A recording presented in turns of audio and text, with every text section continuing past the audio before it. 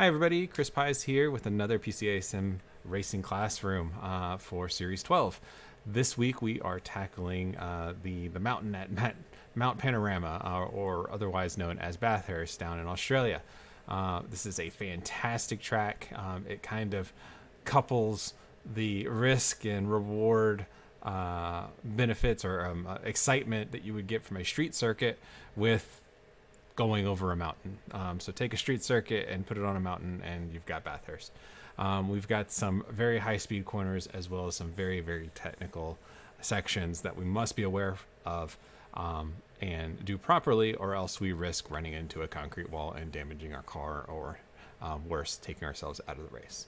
So what we'll do is our typical discussion points as we go through here, do a track walk, go over each corner at Bathurst, and then show it all together. And if we have any questions at the end of it, we'll be fielding them and trying to get us all prepared for the race over the mountain.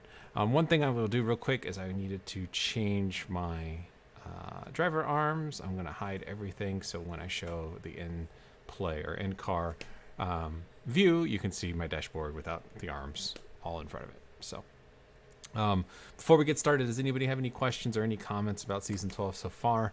I know we've had some rain races, we've had some dry races, we've had tight courses mostly, and club courses like the last race out at Summit Point.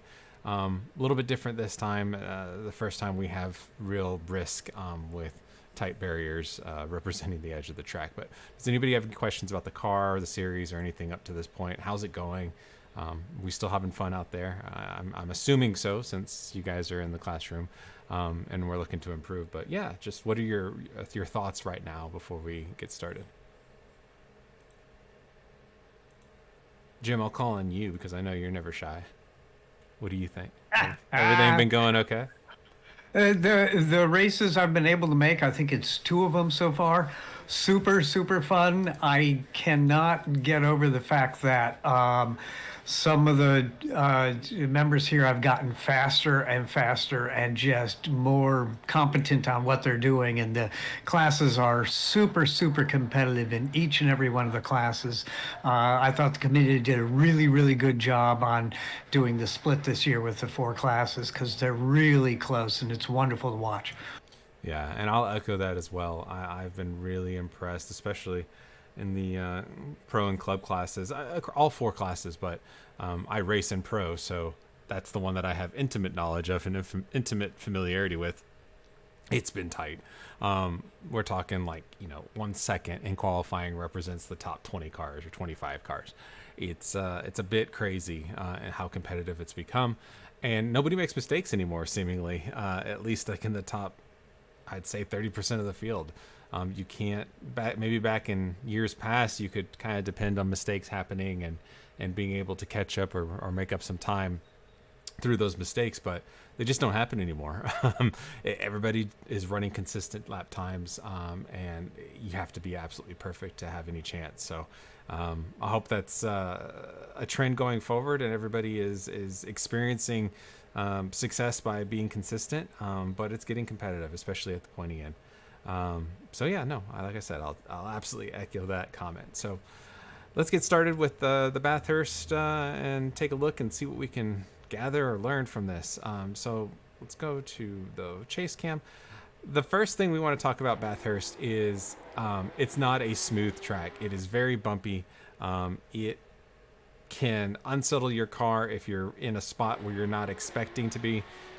You hit a bump just wrong, it can really upset the suspension of the car. So when we're racing, just as a quick overview, all racing is weight management and contact patch management. So management of the tires and how they're interacting with the surface of the road, and then how we're managing the weight of the car, which will affect the contact patch of the car. And on a perfectly flat surface, it's already difficult enough. Add in bumps and dips, and all of a sudden you get a contact patch that is extremely variable based on how you hit bumps in certain ways. Now, theoretically, the bumps don't move anywhere. They're the exact same every lap that you go through, but sometimes how you hit those bumps not even a foot, half a foot difference can substantially change the way the car behaves and the shocks behave over those bumps. And if you hit it wrong, a car can compress, release when you don't want it to, and when the shock releases and rebounds, you lose that contact patch. The car's weight is jumping off of those shocks. So it's not just compression and getting compression in odd times. It is the rebound of a car coming out of the bump once the compression event has happened and bouncing back that can affect your contact patch. So there's lots of spots on this track where bumps can vastly affect how the car handles, and sometimes it feels like no two laps are alike. So Bathurst really requires a lot of focus, a lot of discipline, and improvisation, because if you're not comfortable with improvising on the fly based on the way what you feel in the steering wheel, and then also what your eyes are perceiving as you drive, it can be difficult to adapt. So you have to be ready for anything.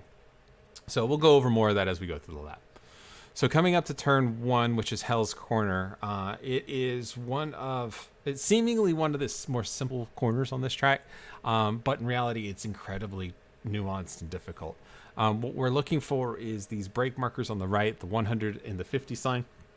The brake is going to be after the 100. So if there was a, say, 70 or 75 numbered sign, that's probably where we're going to initiate the brake. And it's going to be a very firm pedal. We need to slow the car down in a very short distance.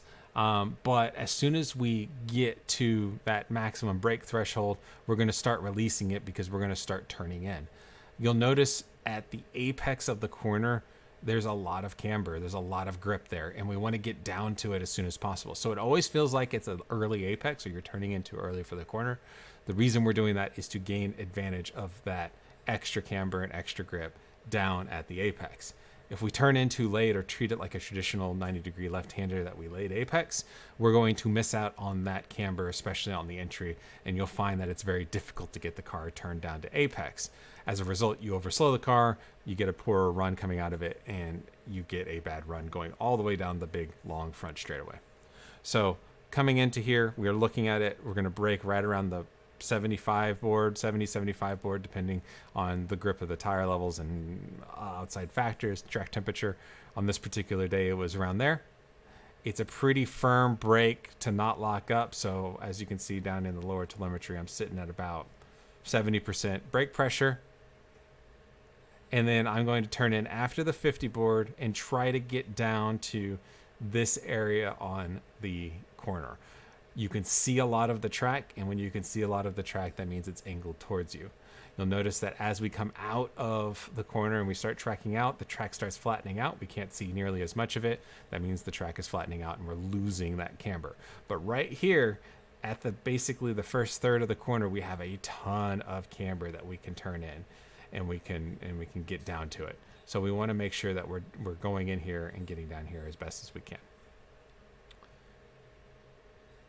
As we come down here, there's the apex. When we get down into that bowl or that camber, it really grips the car and really gives us kind of an additional turn or additional grip to be able to get the car rotated through.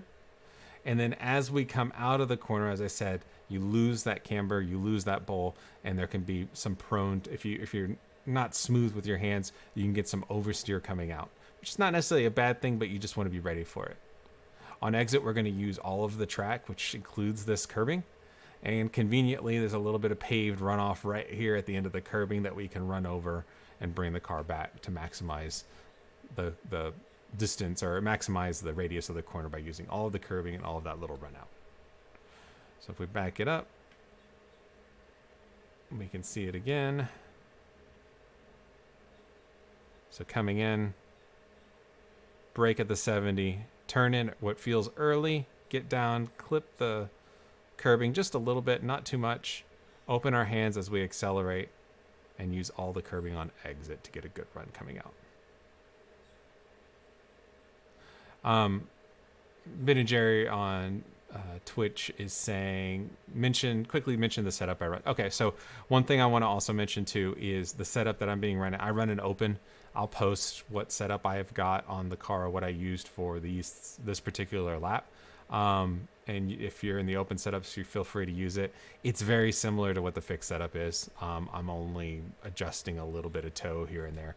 The nice thing about the Cup car is there's not a whole lot of changes. If you're in open setup, the wing is probably the biggest factor, especially on a track like this.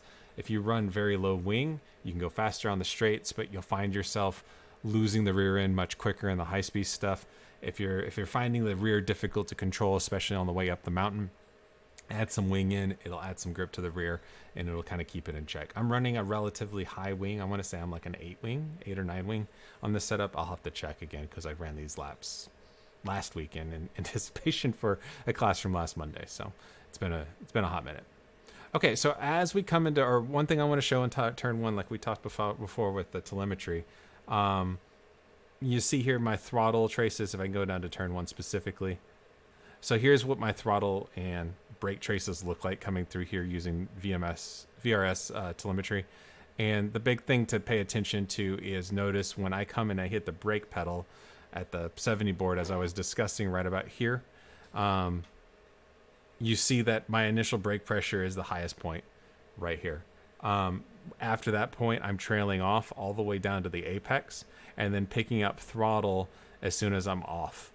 You'll also notice that my steering angle, as I start to feed on more and more throttle, and I'm not like, sawing at the wheel. I'm keeping everything as quiet as possible going through here. So yeah, there's some deviation and some noise in the steering here, but that's just kind of the wheels bouncing around.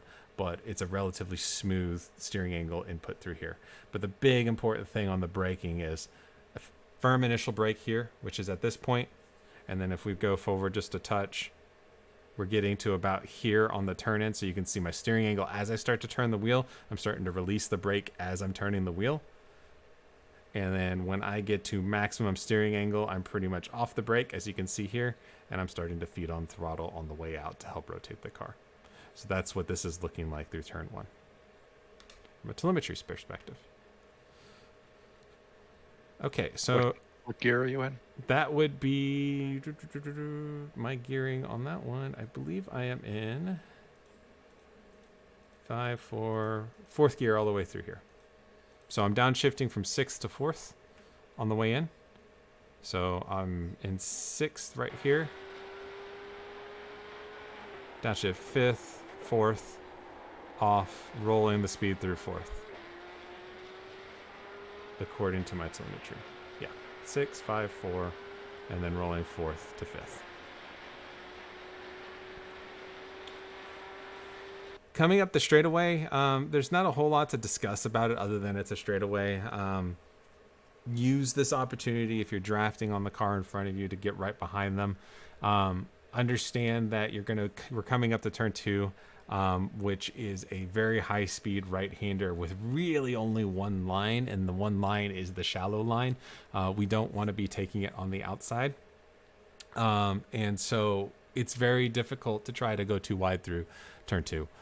So if you're going to defend, you're going to want to make sure you're on the inside line and defend by being on the right side of the track and let your opponent take the left and try to go around the outside. If you're trying to pass somebody coming down the straight, you want to get on the inside of them and take that away so they can't defend, and then you have the ideal line going through.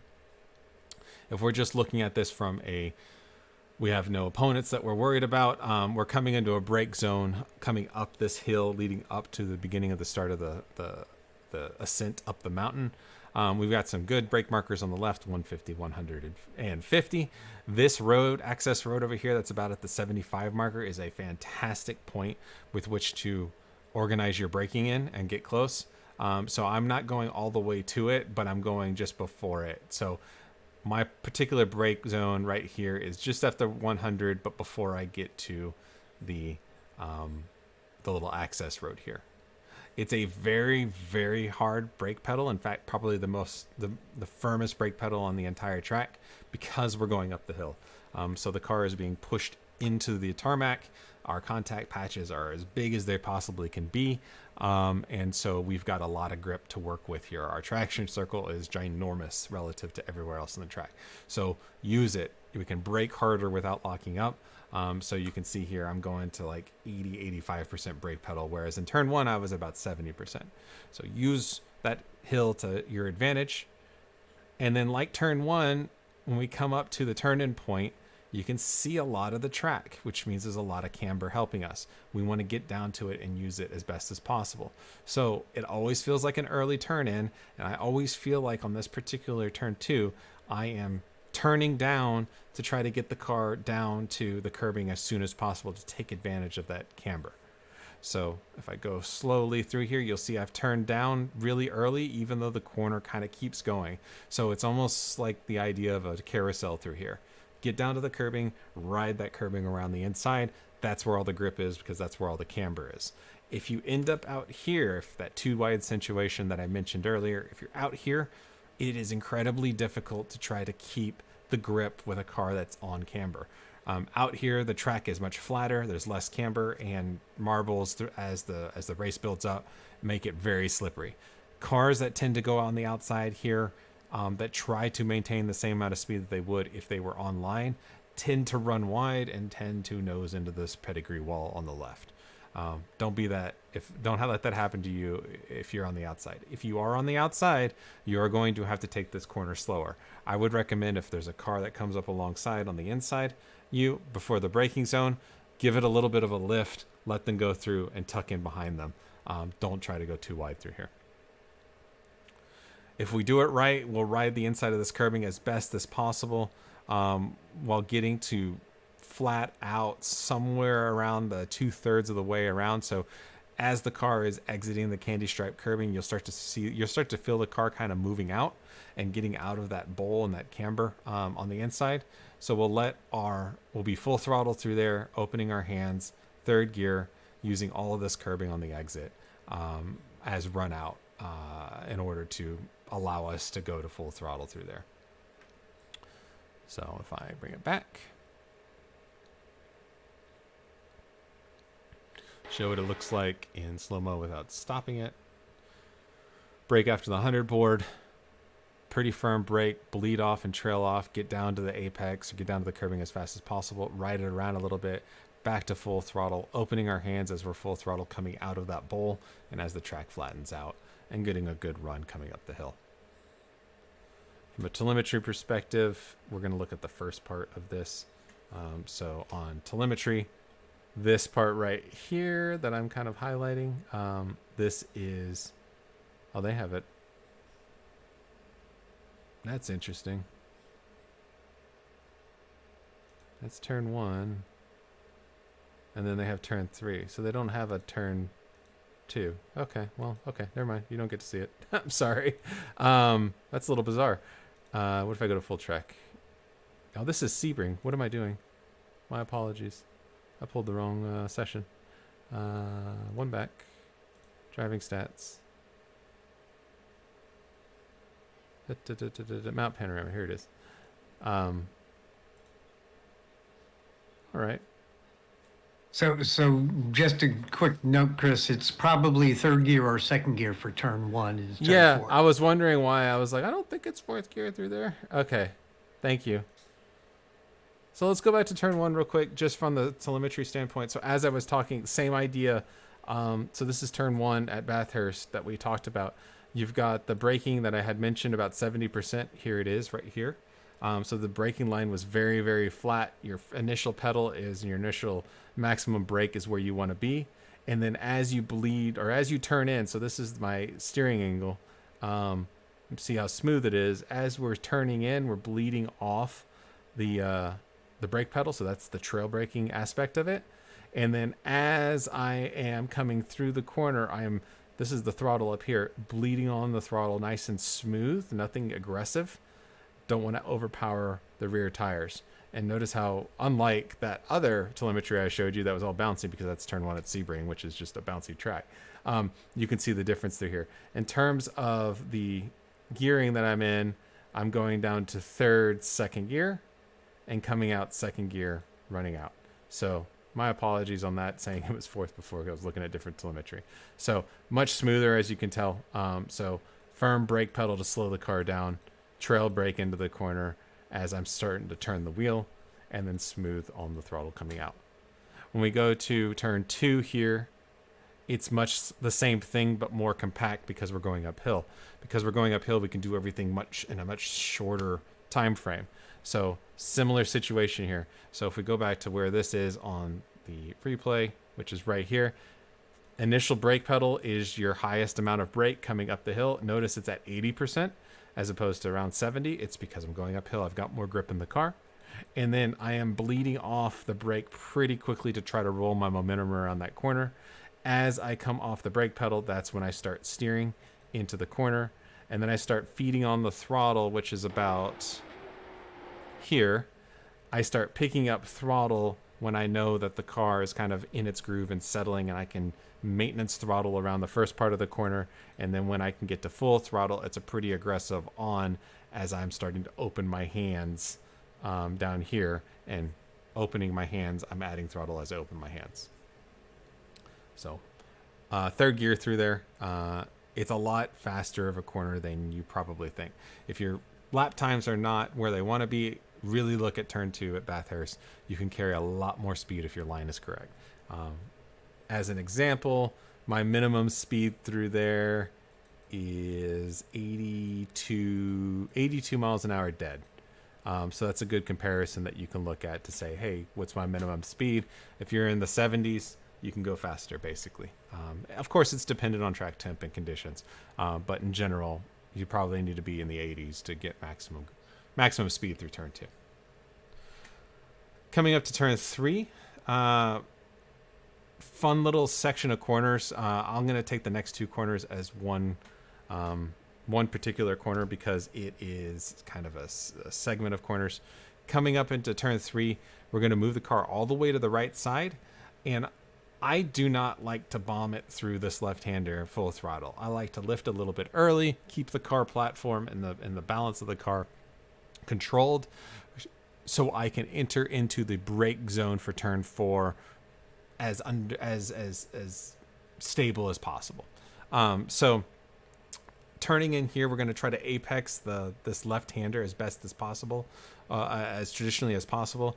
And then as soon as we get around the corner, we're going to start very easily and very softly getting on the brake to start to slow the car. We don't want to jump on the brakes very heavily because we have steering angle in the car, and we're asking the car not only to turn but also brake, which it doesn't like to do 2 things at once. So we have to keep in mind that our traction circle, our traction allotment for braking is very, very small. If we get on the brakes too heavily here, it's very easy to lock up a tire because we've already got lateral grip in the tires previously. So coming through here, we want to be very, very ginger on the brake pedal coming through here. Once we get the car in a straight line coming out of that corner, then we can get on a much heavier brake pedal. So as the car gets out of its lateral grip and starts to get in a more stable grip state, now we can add more brake because our traction circle is allowing us to use more of the traction for braking. We want to keep the car about mid-track, mid to 2/3 right track. We don't want to go too far out to the right. If you stay in the middle of the track, you still have camber angling us to this next tight left-hander. If you go too far to the right, the camber disappears and the track gets flat, and it becomes very difficult not only to slow the car down, but also to get the car to turn in for this left-hander. And many, many times I've gone too wide here, gotten up near this white line thinking it'll open up the corner, only to find myself going into this wall on the right because the car just doesn't turn, because there's no camber there. It's just flat. So keep it about mid-track. Bring it in. Notice the amount of track that we can see in turn 3. It's a tremendous amount of track. This is all helping us turn. So we've got a tremendous amount of camber assisting us at the apex of the corner. Not to mention the car is going up a hill, so our front tires have a tremendous amount of grip in them as we compress into this area right here. So you might have a little bit of understeer on the way in, but as soon as you get to the apex of this corner, the front's just going to grip up because of that extra grip from the compression. The front tires are the first thing to meet that compression, so they're the first thing to give us grip. So we're going to get an incredible amount of front end grip about halfway through this corner. which helps us keep it really tight to this left-hand wall. As we come out of the corner, notice that the track is flattening out. We're not having that camber anymore. So we're going to go from a tremendous amount of grip to a loss of grip on the front end. It's not going to be as much in the front. So coming out of the corner, the front end is going to try to want to understeer, followed by the rear of the car starting to oversteer as it loses grip due to the nature of the track. We want to make sure we're pointing the car in a good spot on the way out, but still opening our hands to allow the car to take full throttle. We don't want to keep our hands like this and mash on the power, because if we do that, we're asking too much of the tires and you're going to spin up the rear tires and you'll spin in this section. So if we go back to the entry into turn 3, you can see here, turn in, little dab of the brakes, get it in a straight line, then that's where will be our strongest brake pedal. Off the brakes, turn in, let the hill help slow the car down, but also keep our momentum going through there, opening our hands on the exit.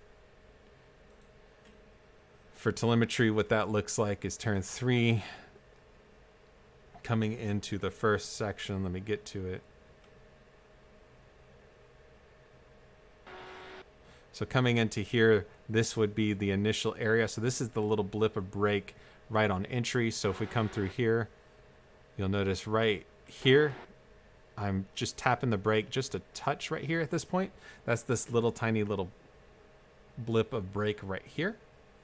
But you'll notice I'm off the throttle and just coasting from here all the way through turn 4.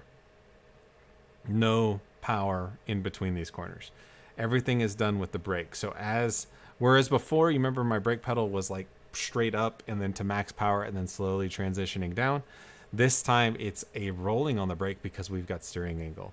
So as I come out of the steering angle here, you can see a little bit of a drop of steering angle. I can add more brake because I have more grip. So as I come through here, I'm adding more brake, more brake, more brake, more brake, then coming off the brake, trail braking in. Then I start transitioning to throttle, throttle, throttle, and then full throttle on exit. Turn 5 can be tricky depending on where you end up out of turn 4. If you're ending up all the way to the right wall, similar to where I am, your little right-hander is going to be tricky. We have to be careful of being full throttle and putting too much steering angle. We're going up over a kind of a crest of a hill. You can see, you can't see too much of the track.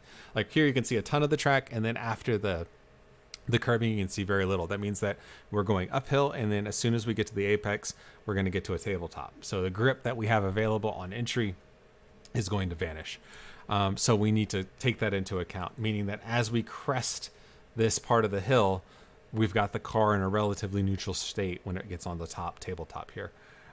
There's also a pretty nasty bump right here on the inside of the track at apex on this little right-hander that will hit if we're right here on the curbing. Our right side tire is near the curbing. We need to just be aware of that, because what it'll do is it'll compress the rear shock when it goes over it, and then it will spring and rebound up, taking grip away from the rear. If we've got steering angle and full throttle, when it rebounds, we can spin here. And if you've done any practice so far, especially on cold tires coming through here, you'll notice how it's very easy to get oversteer coming through this right-hander. And that's why, that compression. You can avoid that if you displace this apex a little bit. But if you do that, then all of a sudden the left side wall starts coming in pretty quickly on exit. So it's a bit of a trade-off. You find out where it's comfortable. There's the bump. You can actually see it in the car. So watch the behavior of my car. If I really slow it down, boom, right there. That's the bump we want to be aware of. We want to use all of the track. So as we come through there, we're opening our hands and allowing the car to track out, because we're under full throttle, if we can maintain full throttle. If you can't, if you're really struggling keeping a car controlled, it's okay to give a little bit of a lift coming through this right-hander, especially if you're all the way. Even if my car was over here, I'd have to lift in order to get around this corner effectively. So that's why when I come through turn 3, the previous corner, I'm not tracking out all the way to the right side. I'm tracking out to inside, keep it inside the white line, get the car over to a little bit to open up the right-hander, which ideally should be full throttle coming through here. We want to let the car track out all the way to the left because it's leading up to the very, very fast turn 6. Depending on your comfort level, setup, track conditions, just everything, that dictates whether this is full throttle or not. If you can't do full throttle, don't be discouraged. And if somebody says, oh, I'm going full throttle through there, be very careful, because it's not necessarily the same thing. They may have gotten a bad run coming out of 3, or they may have lifted for 4, so they're going slower into this corner, or into 5, so they're going slower into turn 6 than you are if you went full throttle through there. So not all variables are the same. If you have to lift, it's okay. And on this particular lap, I did lift. You can see here I've lifted to about 70% to make sure my front end gets down to the apex. Unlike the previous corners, or most of the corners up until this point, there's really not a lot of camber on the apex of this corner to help us turn. And in fact, it disappears. What little camber there is disappears quite quickly coming out of the corner. This leads to, on the exit, the car wanting to understeer in a situation where you're trying to still turn the car. So if you carry too much speed, it is very easy to find yourself brushing this left-hand wall.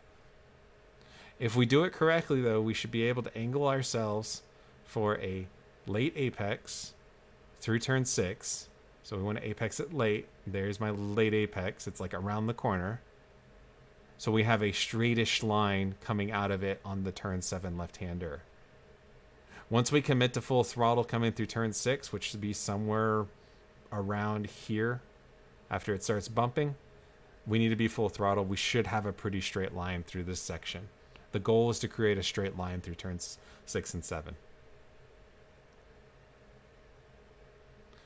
Get that done right, and now we're going to go through the double left-hander, which is kind of treacherous in any rear-engine car. All right, is there any questions for the first third of Bathurst? I always find that that's a very tricky section, so let's try to digest that if anybody has any questions.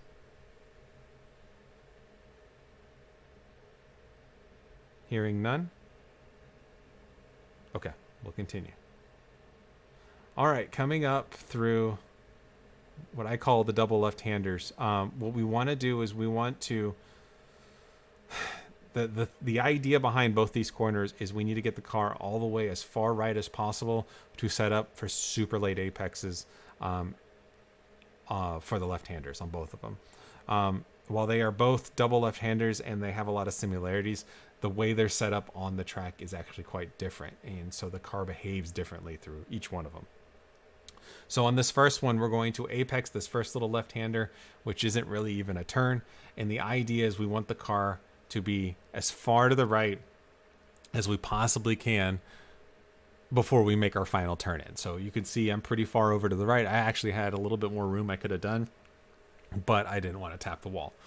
The idea is we're trying to open the left-hand corner as best as we can, and we're trying to carry the speed going through here. You'll notice that unlike everything up until this point has been uphill, except for this section. Right here, there's a dip. It actually goes downhill for some reason right here at this point, meaning that it's very easy to think you've got room on the right side with that wall, and then all of a sudden you turn and the car doesn't turn because there's no camber and there's no hill helping you. It's flat or even downhill. So just be aware that if you're trying to get every inch out, you may run out of room. You may tap this wall. As we turn in here for this section, I tap the brakes a little bit just to set the front end of the car. So a little bit of tap of the brakes is going to put a little more weight on the front end of the car, which is going to help it turn. My eyes are up. I'm looking up at the curbing and I'm looking past the curbing. And the idea, I'm in 5th gear through here, is to get back to full throttle as soon as I can to stabilize the rear of that car. If you turn into this and you are on the brakes as you're turning in, you are going to unstable the rear of the car and it's going to start to wag on you. And it's very easy to get out of shape. In order to stabilize this car, we've got to get on throttle to push those big Michelins into the rear, into the tarmac at the rear of the car to give us stability. So it's kind of counterintuitive, but you need to go faster. You need to be aggressive in order to get more stable through this corner. So you can see right here, I'm full throttle, basically at apex. And if we do it right, the car will end up all the way to the right side of the track to set up for the next left-hander at McPhillamy Park.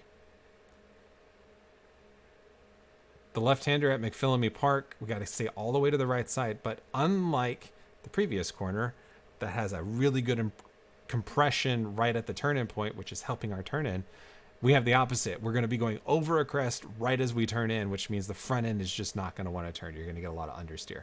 So the goal here is as we crest, the car is going to get light. We're going to lose our grip, but we've anticipated that. So we've already started our turn in before the crest of this hill, so we can actually get the car to turn properly. If we wait until we crest this hill before we start turning in, the car is just not going to turn, and we're going to end up in the gravel probably out here, way too far out, and we'll have to overslow the car.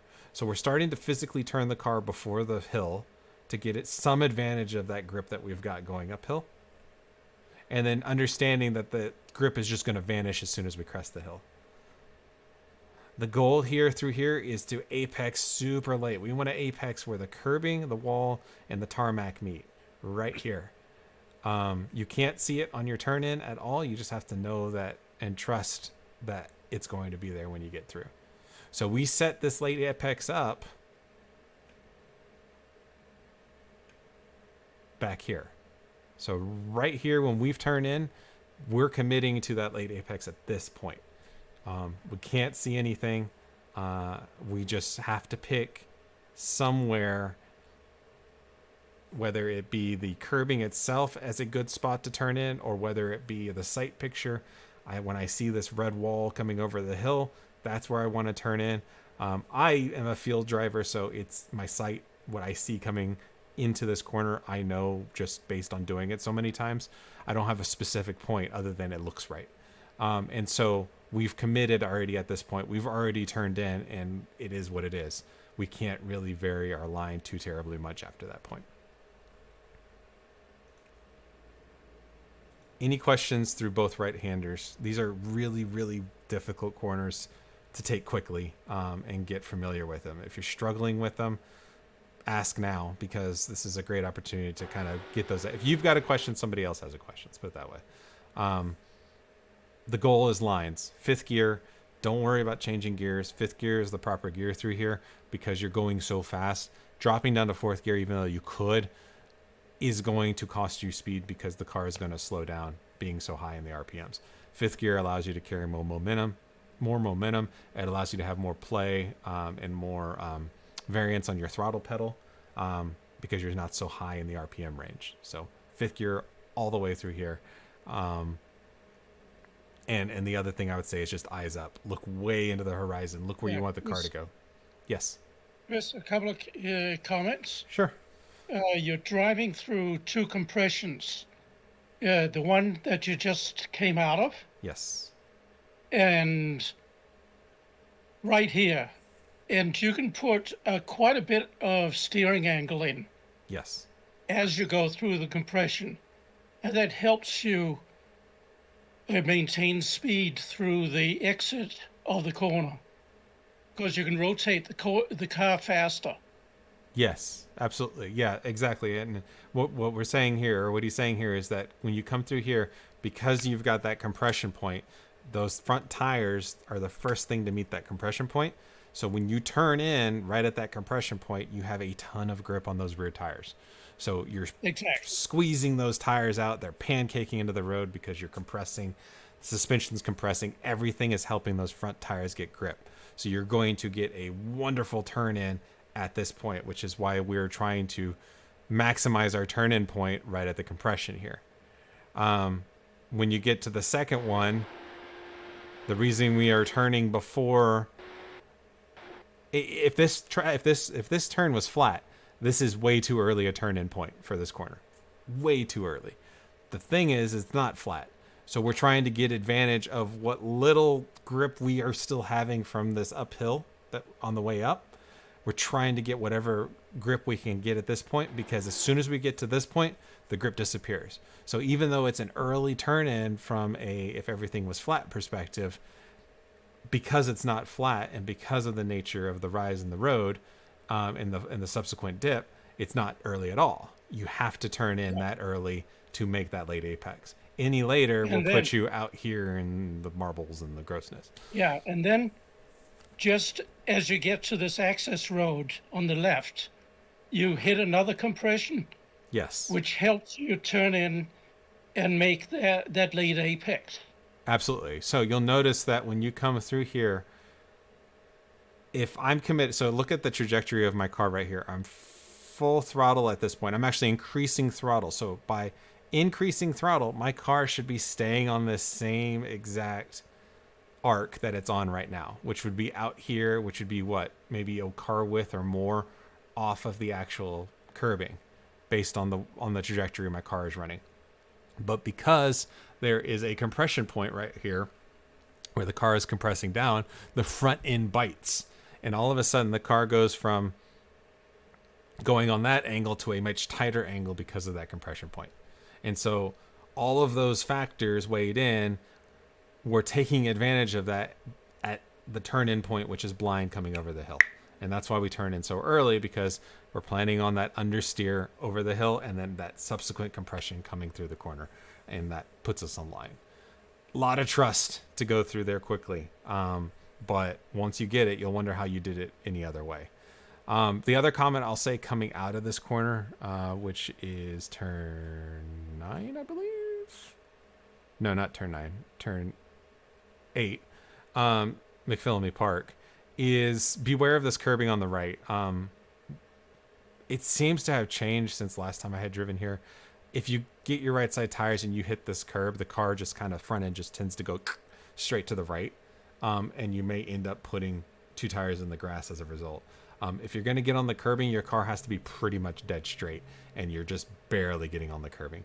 If you take it with any kind of force, the front end of the car just kind of bounces up, and you just end up pushing straight out to the right. So if you're going to see yourself get on this curbing, like at an angle like this, get out of the throttle at this point, or don't just like hop off the throttle, but slowly come out of the throttle to tighten your angle to try to avoid that curbing. You don't want to really be on that curbing if you can avoid it. Great comment. Any other questions on this through these points? The thing that I'll point out that I know all the fast drivers too, and it's sort of counterintuitive, is because these corners are either loaded or unloaded, what you're doing is getting off the throttle to get the car to turn. Once you've got grip, you're back on the throttle. So it's off throttle, turn, on throttle, and out. And that works for every one of these roller coaster corners. It keeps the car settled. Absolutely. So right here where I've got the line, this is the first left-hander. So this is that first left-hander. In fact, I've got the camera here, so why don't I just go back to it? It is right here. This point right here is where this line is. So what I'm doing here, or it's right at the compression point. So what I'm doing here is with the telemetry, I am lifting off the throttle, a slight tap of the brake. It looks like a spike, but this is only 10%. It's like the faintest tap of the brake to get the nose just set right here. And then I'm off the throttle and then back on throttle through here. I have another little tap of the brake, but it's like less than 5%. So just ignore this. It's just off throttle and back on throttle. That's all it is. No brake on that part. Coming to the next part into turn 10. Same thing. A little bit of a tap on the brake on the entry point right here. That was just a tiny tap. Right here is that spike. So what, 15, 16, 17% brake right here? Off throttle. A little bit of brake on the compression point here to try to get a little bit more turn in. It looks like I tapped it.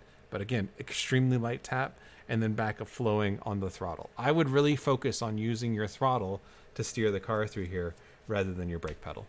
Brakes are going to introduce a lot of dive on the front of the nose of the car. It's going to make the rear of the car very light. And when you're wanting all this lateral grip on really fast corners, the last thing you want to do is take grip away from the rear, because it's going to cause the rear to over-rotate, and spin. So the best we can do is try to minimize our brakes through this area, use the throttle and coming off the throttle to slow the car down with steering, and then get back on throttle as soon as we can to squish those Michelins into the ground and get grip all the way through. Got so many buttons. I'm just trying to make sure I'm keeping it all straight. Okay. We've reached the top of the mountain. Yay, we're at Skyline, famous Skyline, coming into the downhill section. Now, I'm going to try to tackle the downhill section all in one go, because if I stop it for every single one, we can get lost of what exactly we're doing. The downhill section of Bathurst, while extremely technical, it's almost best if you don't think about it too hard. If you start over analyzing the downhill bit, you can find yourself, you can find your mind kind of getting in the way, or at least for me, my mind gets in the way rather than just feeling the car and feeling the track. So we'll go through it relatively quickly, because we don't want to overthink it too much. Now, we can get into the telemetry, we can get into the analysis, but frankly, it's going by so fast that if you're thinking about it, you're going to be slow. You're going to overslow the car. So coming up to the top of Skyline, what we're going to do is we're going to get off the throttle and start our brakes just before the crest of the hill. As you can see, there is nothing on the back end of this of this crest. It is just a void dropping off into the abyss. So we want to use a little bit of this uphill to help us slow the car down a little bit. If we wait till all the way at the top of the hill when we get on the brake, it's too late. This car without ABS, you run a real risk of locking the brakes and locking the wheels. And if you lock going down into Skyline, all bets are off. You're lucky if you don't hit anything. It's going to be a ride. So I always take it a little bit easy, slow the car a little bit on the way up. You're not making speed in this braking zone. You're just trying to keep the car nice in control while maintaining your momentum. So it's not a firm brake, it is a very light brake. And then as we crest this hill, we're trying to aim our car to apex at this red wall. So we're trying to draw a straight line from our turn-in point, which is here, to this red wall. Underneath this, there's a sign. You can't see it, but there's a sign right here. We're trying to draw a straight line through here, and that is our initial brake zone. And then coming down Skyline, the way it is we've got a right-hander, a left-hander, and then another right. Every time we turn the steering wheel to go around these corners, we're using the brake pedal as we would an inverse throttle pedal. So if the car is straight, if our hands are straight, we're adding brake pressure to slow the car down.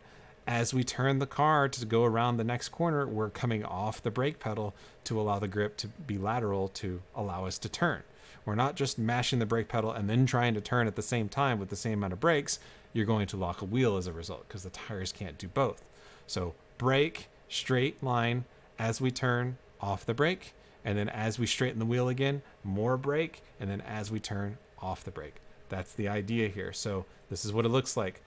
Firm brake, off the brake as we turn, brake again, off the brake as we turn, brake again, and then off the brake as we turn. The goal through this whole section is to put the car over here on the right side of the wall for the dipper, which is this left-hander that kind of just drops in, hits the dipper. This is the goal.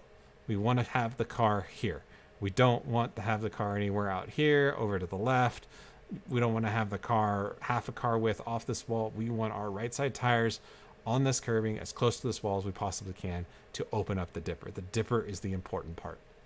So everything up here, this Skyline section, is to set up for that entry into the dipper.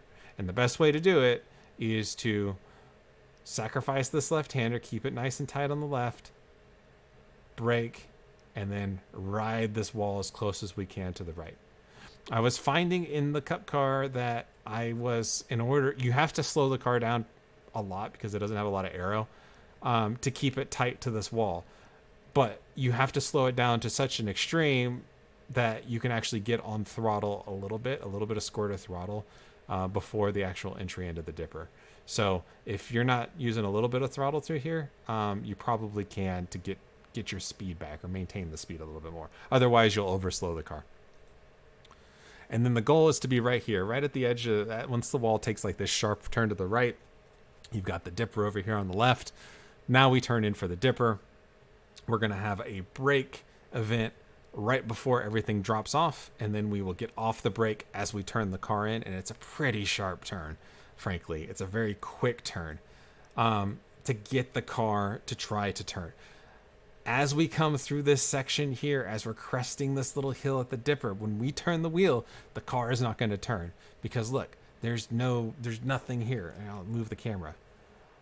Look at the, oh, that's a terrible view. Look at how this track just drops off the face of the earth. So as we're turning the wheel to get into the dipper, we're already going downhill, so we have less grip.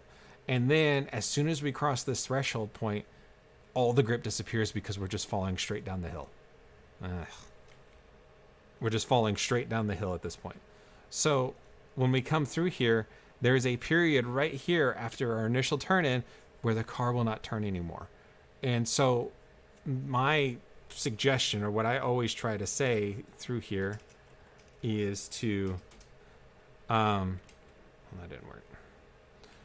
Is what I try to say through here is try to hit this wall on the left. Do your best and your damnedest to try to clip this wall on the left. You won't do it. I still haven't done it to this day, and I've been driving this track for like 4 or 5 years now in iRacing. It is so difficult to hit this little black wall that I aim for it every single time. And what I mean by that is when I turn in at this point, I am trying to clip my left front headlight into this wall.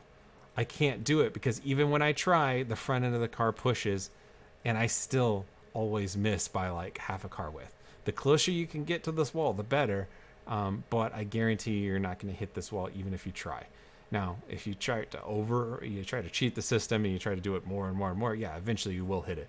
But driving normally and with your initial feeling of, oh, I'm going to hit that wall if I turn in now. No, you won't. You won't hit that wall. And then the goal is to basically throw that car so when it lands and it compresses after that downhill bit, right in this section, this compression, you want that car to kind of like slide down, almost drift through it. So when everything compresses, it grips up and then you shoot off to the left.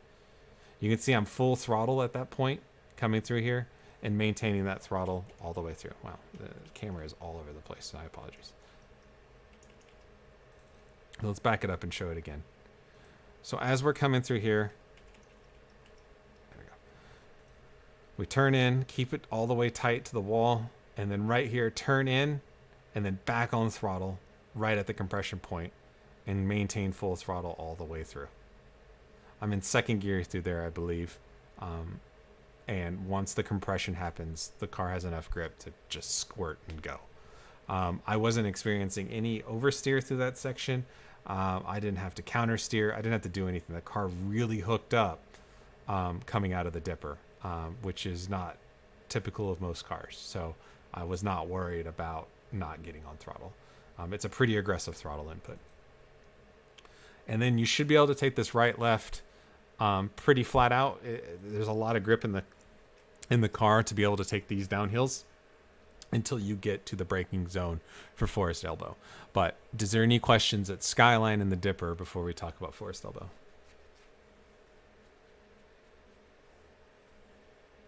Do you hold your breath before every dipper? I do a little Hail Mary on the way in. It is terrifying. So, Chris, it's Jochem. So, can you do a little cockpit view for the Dipper? Yes. I can tell you what I do as a visual reference. Sure. So you're running through here. At this point,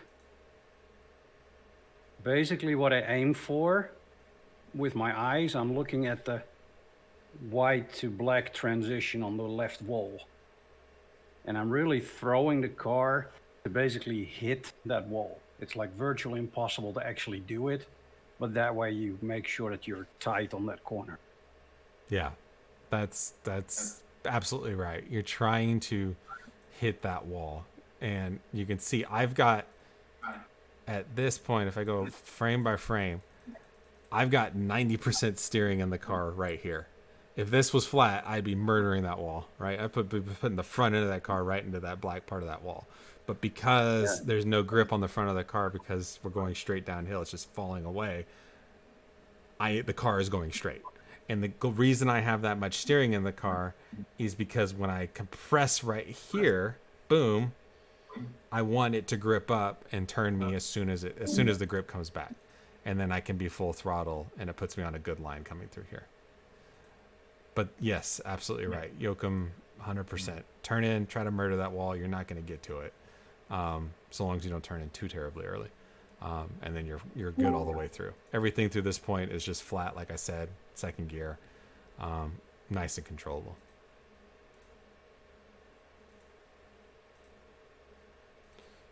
Nope. Far chase? There we go. Okay. All right, so Forest Elbow. Or one thing I wanted to show was the telemetry on Skyline, that braking that I was talking about. So this is what it looks like. This section right here on the telemetry. So this is going up over the hill and coming down on the way into the dipper. This is what it looks like, right? I'm not using throttle at all. We're using gravity and the speed of the car, and we're just manipulating the car through that snaking section on the way down. And it's all the brake. The brake is what is controlling us here. And that is dictating our line, that's dictating our speed. No accelerator.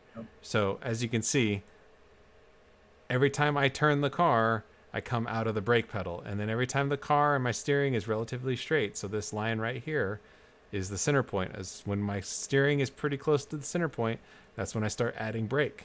And then when I start turning the car again, I start coming off the brake. And then when I get back to the center line again, I'm back on the brake. So you're slowing the car when you're allowing the car to use more of its grip in a straight line. So you can brake harder. And then when you need lateral grip to turn the car, you get off the brake to allow the car to have more lateral grip. And so that's what it looks like in the data, is brake, off brake, brake, off brake, brake, off brake on the way down the hill.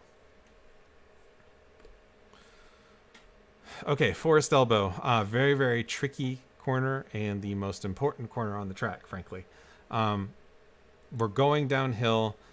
Everything is trying to prevent us from slowing the car down. Gravity, camber. It's an awkward corner. The goal is to make sure you start slowing the car down early enough to where you can make the corner appropriately. I'd rather see you slow down too early than go in too hot and lock the tires up on the entry into the corner, because that's going to be very slow. So as you can see here, I start braking around this point. So pretty much at the turn-in point for this right-hander before Forest Elbow. And it's a pretty decent brake initially, and then I kind of pull off of the brake as I'm turning, because car won't do two things at once. And then I try to keep the car to the right side of this wall, and then get my next bit of braking done in a straight line, or as straight a line as I can. Understand that once you cross over the threshold of this right-hand turn, the track really falls down and falls away from you. So you're going a pretty significant downhill grade at this point. Car is not going to want to stop. So I'm 35% brake pedal, maybe 40% brake pedal. That's all you're going to get away with. Any more, you'll lock up a wheel. And then you also have to turn the car at some point to get it down to the apex. So when you start turning this car, you can't have any brakes. It seems like you almost can't be on the brakes. Obviously you can have a little bit, like 5% like I have here, but no more. And that all starts, the ability to get the car to actually turn downhill like this is because we started slowing it down way up the hill before the right-hand turn. If you wait until after the right-hand turn, there's no way you're going to slow this car down enough to get it around this corner. The goal is to get it turned down nice and tight. You'll notice the step in the wall here, right here. So you have the Falcon wall, and then it goes up like doubles. That's pretty much our apex point. We want to get our car turning in and apex at this step in the wall. If we do that, then we can get on the throttle where the compression is, which is right here. Boom. We can get on throttle very aggressively, opening our hands, using all the track. This outside wall does come very quickly, but if we are disciplined and we apex at that double stepped wall, we should have enough room to be opening our hands in second gear and allow the throttle to take. As I said, that's the most important corner on the track because it leads onto the biggest straightaway. I'm going to go screaming down the straight here, downhill for the first bit, and we have this little uphill bit.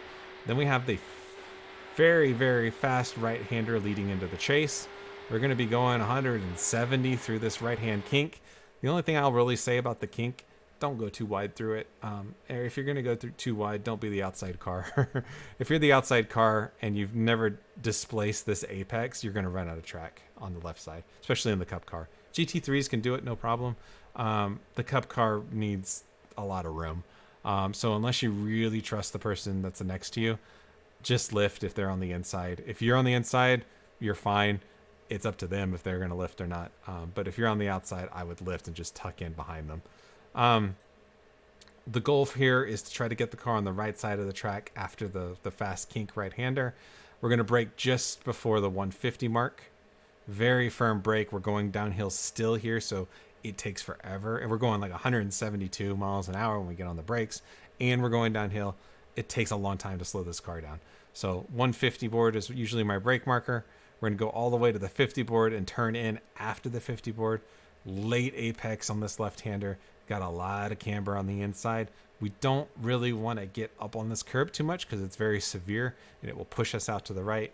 The best kind of situation is just to, as close as we can get to it using the camber without getting up on it. If we get up on it, it delays our throttle input.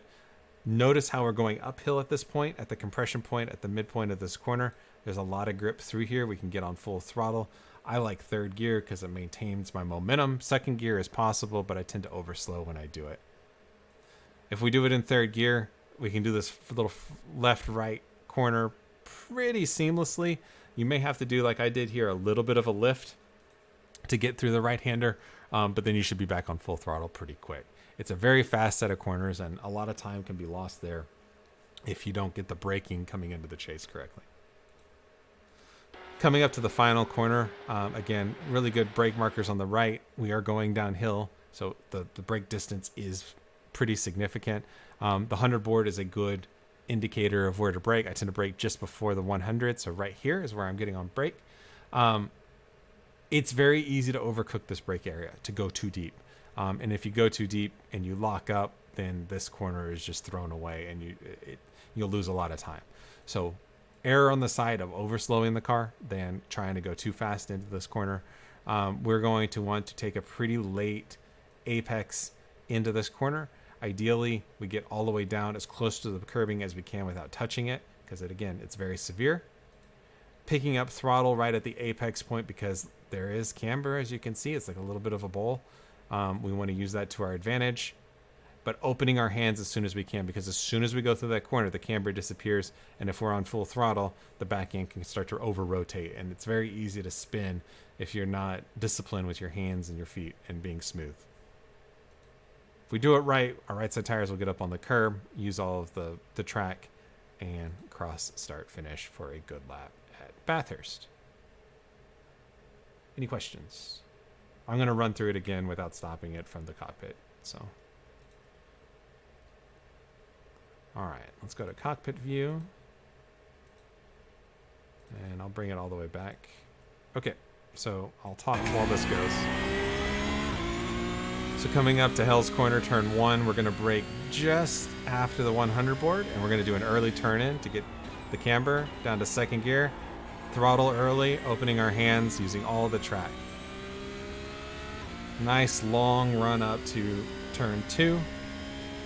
Remember, on turn 2, we're going to be going uphill. We're going to brake just before the access road on the left. Turn in early, treat it like a carousel. Third gear. There it is. Off the brakes, start rolling on throttle, opening our hands, use all of the track. Get the car over to the right. We're going to get off the throttle and kind of coast through the first left-hander. Then brake, mid-track, turn in, get close down to that wall, then back on power. Try to keep full throttle through here, opening our hands. Nice wide entry into this turn. Try to keep it as straight as possible and control the car. Let the car move out to the right, turn in, off the throttle, then back on the throttle. Keep the car to the right, turn in early, off the throttle, back on the throttle. Coming up to Skyline, brake early, brake, off the brakes, brake, off the brakes, brake. Keep it tight, a little bit of throttle, turn in tight, full throttle on the way down the hill. We're going to brake early for the right-hander, brake, off the brake, off the brake, roll through, add throttle, open our hands all the way to the edge of the wall. Good rundown coming on the straightaway, checking our mirrors, checking our fuel, just relaxing before the chase. Nice wide entry to the kink. going about 165, 170 through here. Gonna brake at the 150, brake, down to third gear, turn in, back on throttle. Keep it nice and wide. Move the car over to the right. Look for the 100 board. We're gonna brake before the 100 board. Brake, down to second gear, a very late apex, on throttle. And across the line. So for all of you keeping score at home, that was 206.8 in pretty cool weather. I think track 76 degrees. So decent. I would say that's pretty decent for me. Are there faster folks? Absolutely. But I'm fairly confident that I can do 206s, low 207s pretty regularly coming through here. And so as long as I can be consistent over the mountain, my theory or my thought is allow others to make mistakes coming through here. I know I said at the beginning of this, with the classes that we've been, or the races that we've been having so far, it seems like nobody makes mistakes. This is a place where mistakes can be made very easily because the walls are so close, and all it takes is one tiny bump wrong or one tiny lapse of judgment, and you clip a wall, and that can end your race. So keep it clean. Leave yourself a little bit of error in the high risk places, and you'll have a good race. Any questions? Chris, I think the race is at nighttime. Any comments on that? You can't see what's going to kill you. Yeah, the nice thing about the car is that it's got such good headlights. There is no lights on the mountain, so you can only see what your headlights are.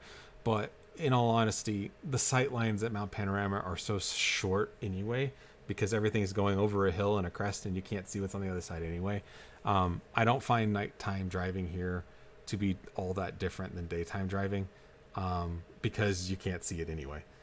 So, just keep your eyes up as best as possible. The track doesn't move. Make sure you've got your brake points down properly. You've got your turn-in points, or what you try to look for when you turn in, down properly. If it is at night, the track will be cooler, which means there will be more grip, so you can carry more speed. But this track is all about, ironically, getting off the brakes and letting the car roll its speed through corners. If you can do that well, you'll be pretty successful here. If you overslow, you're going to be slow. So practice on getting off the brakes, allowing the car to use all of its grip and lateral G's to help turn the car and go as fast as you can. Keep your min speeds up, basically. But yeah, at nighttime, it really, just practice at night. The other thing I would say is, if you're starting in the midfield or in the rear of the field, be aware that when accidents happen on lap one, they tend to be massive because cars can't go anywhere but be in the middle of the track. Keep your eyes up, listen to your spotter, make sure he's on. Look for yellow flags. If you see a bunch of cars in front of you and it's like 3 wide and really awkward situations, don't make it 4 wide. Don't be right on the rear of their bumper. If they make a mistake and they start ping-ponging off walls and you're 2 inches off their bumper, guess what? You're going to be in it. Be smart about that. That's the reptile part of our brain says, I don't think I should be in this area. Listen to it, especially on lap 1 coming up the hill, because if somebody messes up, they're going to take a lot of people with them. And if you are leaving a little bit of room, if you're in the back part of the field, and you can make it through cleanly, you'll pick up a ton of spots as a result. So just be smart about that. And also remember, if you're pressuring somebody coming through a track like this, if you're on their rear bumper, odds are you're pressuring them, they're going to make a mistake, or they're more likely to make a mistake. Do you want them making a mistake with you 2 feet off their bumper? Probably not, because if they make a mistake, they're going to hit a wall and then just bounce right back onto the track in front of you. So be mindful or be smart about where you want to pressure somebody. We want to pressure people to make passes if they make a mistake, and that is a real race tactic. But we don't want them to make a mistake that will also jeopardize our race as well. So be smart about that. Passing zones? Your passing zones on this track are going to be turn 1 is a good passing zone. Just be mindful that if you do go too wide through there, you're going to be slow all the way up the hill, as well as the person you're passing. Turn 2 is a good passing zone if you can get on the inside of it. If you're on the outside, it is not a good passing zone. Anywhere up the hill from Turn 2 all the way through Forest Elbow is pretty much single file. There's really not a good place to pass in a same class car. It's pretty much single file. Even if the car in front of you makes a mistake and you could get alongside of them, there's just nowhere to go. It's really only one line through the mountain. So going over the mountain is pretty much single file. Your next passing zone potentially could be Forest Elbow. It's just really awkward. That's that downhill leading onto the back straight. If your opponent makes a big mistake, it can be easy to get around them if they make a mistake and run wide, for instance. But if not, then the next passing zone would be get a good run out of Forest Elbow and pass somebody into the chase. I would say the chase is position A for getting that pass in. So that big, long straightaway with that kink going into that tight braking zone, that's where most of the passes happen on this track, is into there. Because if a mistake is made, you just kind of go off into the grass. It's not a race ender. And it's also just a really good opportunity to draft and pop out right at the braking zone, not break your opponent. So that's what I would say were your big braking zone. So turn 1, turn 2, and the chase. Those are your best places to pass. Any other questions? All right, hearing none. Well, thank you guys so much. You guys are what make this classroom so much fun to do. So thank you for attending. Have fun at Mount Panorama. Like I said, I wish I could do it unless somebody is in Florida that is willing to lend their sim rig on Wednesday. I'm going to have to sit this one out. But I will be watching from Sebring in my race when I get a chance to see how you guys are performing. So best of luck. Good luck out there. Keep a straight head and keep it off the walls. Make it an hour, and I promise you're going to finish well. So thank you guys so much. Thanks, Chris.